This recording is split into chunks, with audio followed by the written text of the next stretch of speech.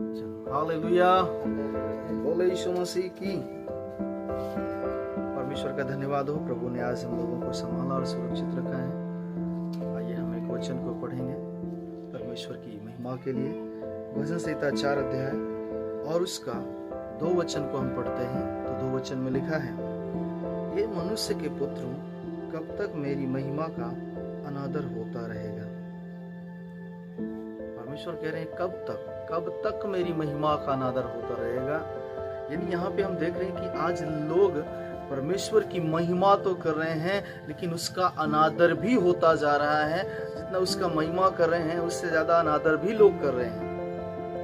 और अनादर कैसे होता, आगे हम पढ़ेंगे। लिखा है, हे मनुष्य के पुत्रों, कब तक मेरी महिमा का अनादर होता रहेगा। तुम कब तक व्यर्थ बातों से प्रीति रखोगे और झूठी युक्ति की खोज में रहोगे।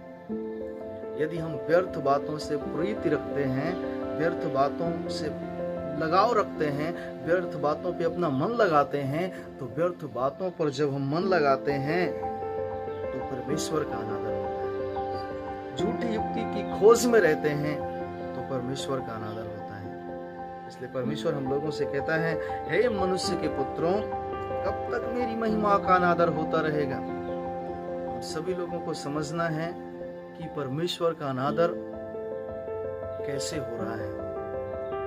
जब हम व्यर्थ बातों की ओर मन लगाते हैं, झूठी युक्ति की खोज में रहते हैं, तो हमारे परमेश्वर का अनादर होता है, परमेश्वर की महिमा का अनादर होता है। इसलिए हम सभी को, हर एक जन को, हर एक लोगों को, हर एक यीशु भक्तों को चाहिए कि व्यर्थ बातों की ओर नहीं और परमेश्वर के वचन की ओर मन लगाएं और परमेश्वर से आशीष पाएं, ताकि परमेश्वर के महिमा का अनादर नहीं वरन उसका महिमा, उसका आराधना, उसकी हुजूरी दिन प्रतिदिन हम लोगों के जीवन में बढ़ता जाए।